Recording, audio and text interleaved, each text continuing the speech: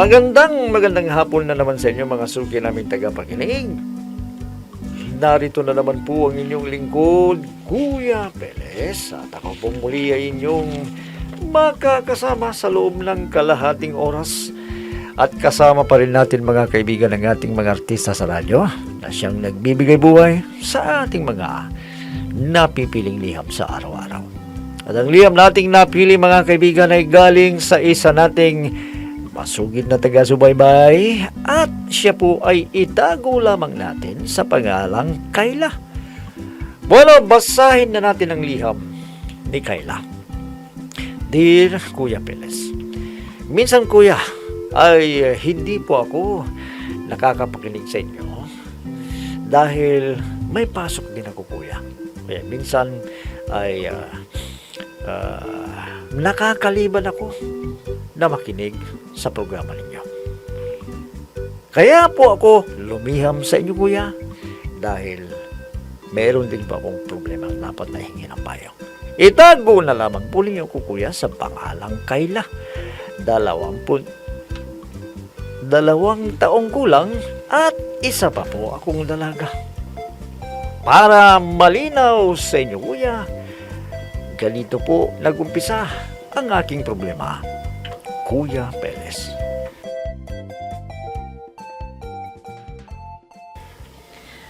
Ano ka ba naman, Reggie?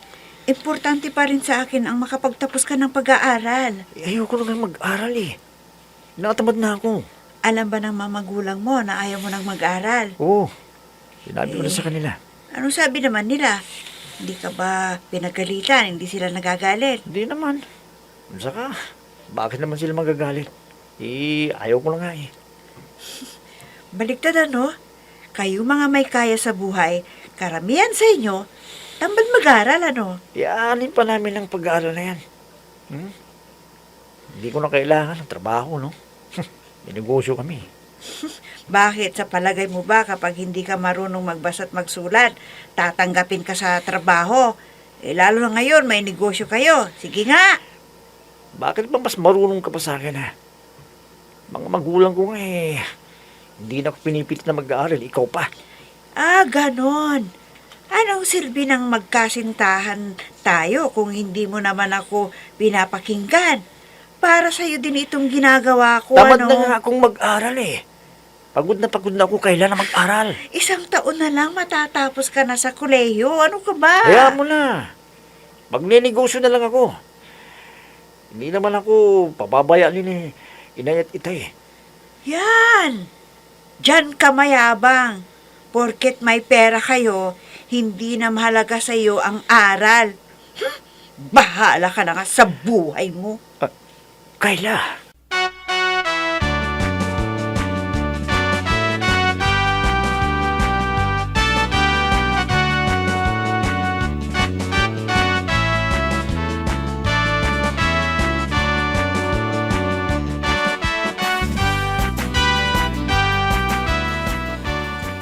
Ha?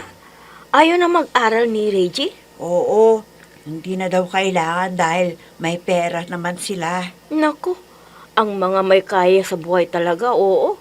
Baliwala sa kanilang pag-aaral, no? Oo nga eh. Tayo mga mahihirap ang matyaga sa pag-aaral, samantalang nakukuha naman nila kung anong gusto nila, di ba? Ano bang nagustuhan mo sa kanya? Wala. Pinagtsatsagaan niya akong niligawan. Akala ko mabait siya. Yun pala, mayaban na mayaman. Talagang ganyan ang mga yan. Palibhasa, hindi nila nararanasan ang hirap ng buhay. Hay, sinabi mo pa. Oh, kayo ni Albert. Kumusta naman kayo? Ito, patuloy pa rin ang relasyon namin. Buti ka pa. Mabait si Albert. Ang swerte-swerte mo sa kanya.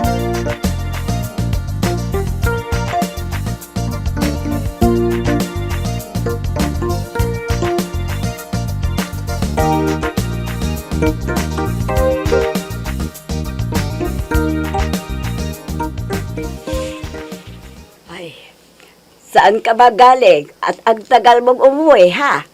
May tinapos lang kaming project, inay. Nako, baka iba na yan, ha? Nay, anong ibig niyong sabihin? Ang gusto ko, kung aral ay aral.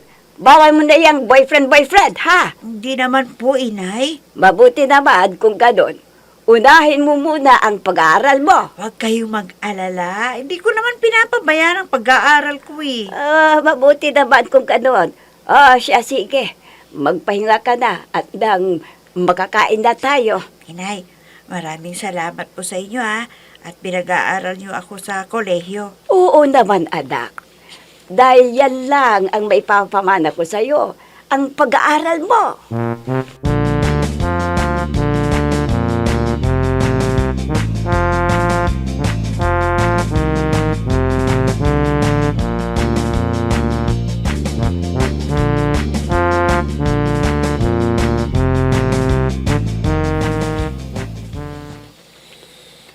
Ano, pare? Saan na naman tayo gagala? Namimiss ko na yung kasama yung buong trupa natin eh. Ko rin pare, pero binawasan na kasi ng parents ko ang allowance ko. Buti ka pa, kahit anong gawin mo, okay lang sa mga magulang mo. Eh bakit kasi nagpahuli pare? Ayan tuloy. Limitado yung mga galaw mo ngayon. Oo nga eh. Yung girlfriend ko kasi, isinumbong niya ako sa mga magulang ko. Nako, pare ko eh.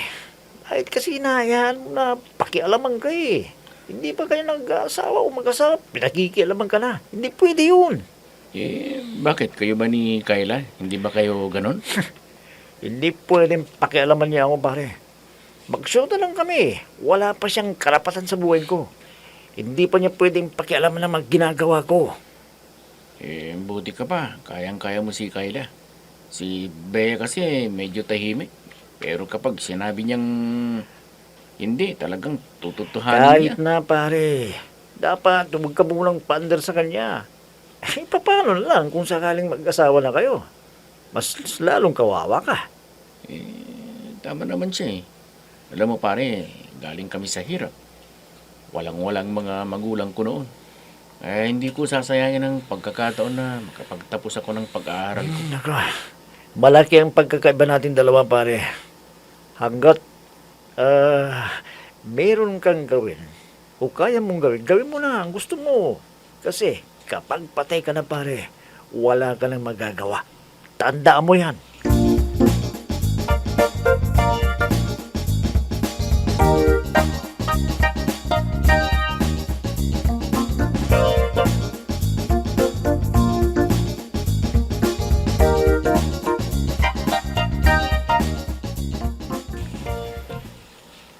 Albert, nakita mo ba si Reggie? Magkasama lang kami kanina. Nag-aaya nga eh. Saan? As usual. Pero hindi na nga ako sumama sa kanya eh. Ako rin ang kawawa. Buti ka pa, naiintindihan mo na. Pero siya, wala eh. Para siyang bata. Alam mo, sa totoo lang, malaking bagay sa akin si Bea na kaibigan mo. Bakit mo naman nasabi? Sa kanya ako natuto sa buhay. Alam kong bihirang isang pagkakataon na parang ganito na pag-aralin tayo ng mga magulang natin. Dapat, hindi natin sinasayang. Dahil para din sa atin ang iniisip nila kapag nakatapos ka.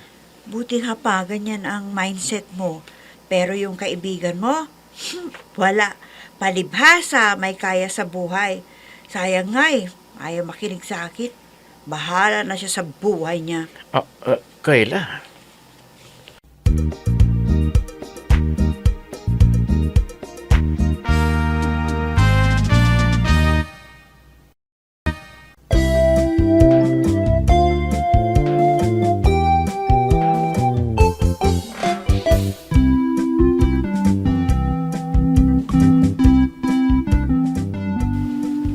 Mahirap lang ang buhay namin, kuya. Kaya pinagbubuti ko ang pag-aaral dahil ayaw kong sayangin ang pagkakataon na binibigay sa akin ng mga magulang ko. Pero si Reggie, kuya, parang wala sa kanya. Hindi niya binibigyan ng halaga ang pagpapahal sa kanya ng kanyang mga magulang. Kaya hindi kami nagkakaintindihan na dalawa. Minsan, kuya, ay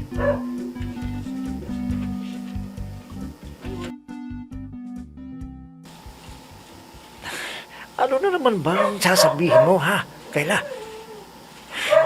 Sobra ka pa sa magulang ko, ha? Kung pumapil, ha? Alam mo, nagkita kami kahapon ni Albert. O, ano ngayon? Wala. Naikwento lang niya ang buhay niya dati. Nako, huwag kang maliwala ron. Maliw kami ng style nun. Baka hindi mo alam. Dati yon, pero ngayon natauhan na daw siya.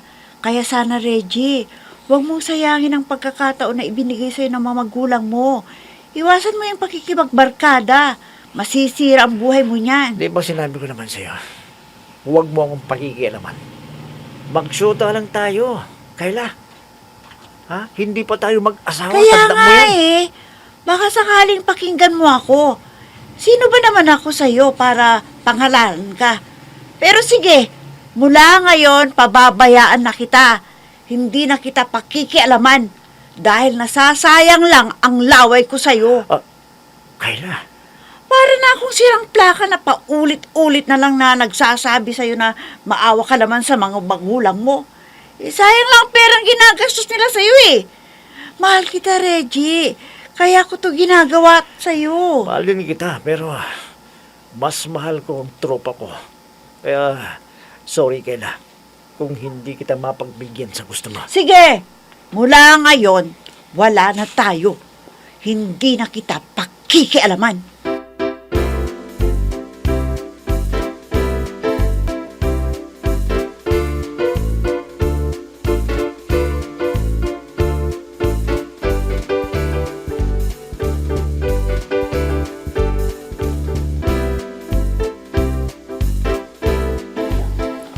Oh, bakit parang binagsakan ng langit at lupa yung mukha mo? Wala na kami ni Reggie. Ano? Bakit? Alam mo, para na akong sirang plaka na nakikiusap sa kanya. Paulit-ulit na lang eh. Eh, sayang naman ang 2 taon ninyong magnobyo, no? Oo nga, pero ganun talaga. Alam mo nang mas masakit, 2 taon din na itinago ko kay inay ang relasyon namin. Iningatan ko yun dahil mahal ko siya. Hindi sa may kaya sila sa buhay, kundi gusto ko siyang magbago para sa mga magulang niya. Eh, sayang naman pala ang pinagsamahan ninyo, no? Ganun talaga, siguro hindi kami para sa isa't isa. Hayaan mo na siya. Marami pa namang lalaki dyan eh, na makikilala mo. Pero alam mo, Bes, sa totoo lang, kahit ganun siya, sa kanya ko naramdaman ang tunay na pagmamahal. Kaya lang, wala eh, may iba siyang mundo. Eh, papaano kung sakaling nagkatuloyan kami, ako ang lagi ang mag-a-adjust. Hindi naman pwede yun. Oo. Kailangan, babae at lalaki parehas lang. Give and take, ika nga. Hindi ko yun nakita sa kanya. Palagi ko na lang siyang inuunawa. Siya palagi ang tama. Ako lagi ang kontrabida sa kanya. Kaya, hinayaan ko na siya. Kahit masakit, tinanggap ko.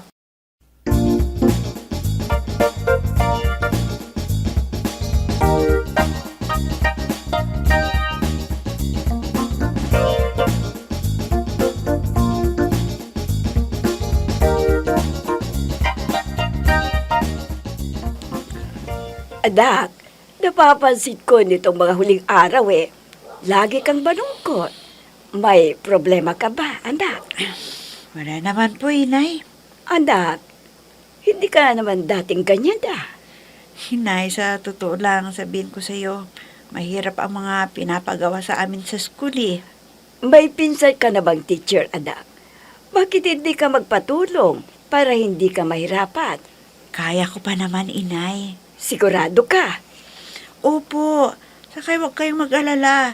Sasabihin ko sa inyo kung hindi ko na kaya at patutulong ako kay Ate Sunshine. Ay, naku anak, palagi kong sinasabi sa iyo na kapag nakatapos ka na ng pag-aaral mo, ikaw din ang makikinabang.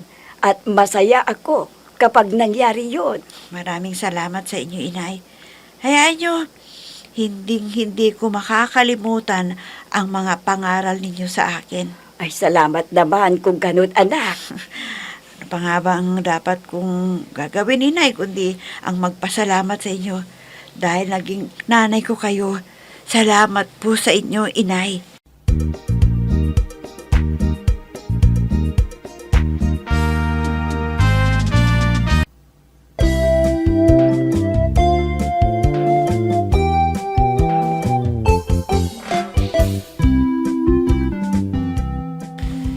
Alam niyo kuya, sa totoo lang, masakit din sa akin na mag-break kami ni Rini.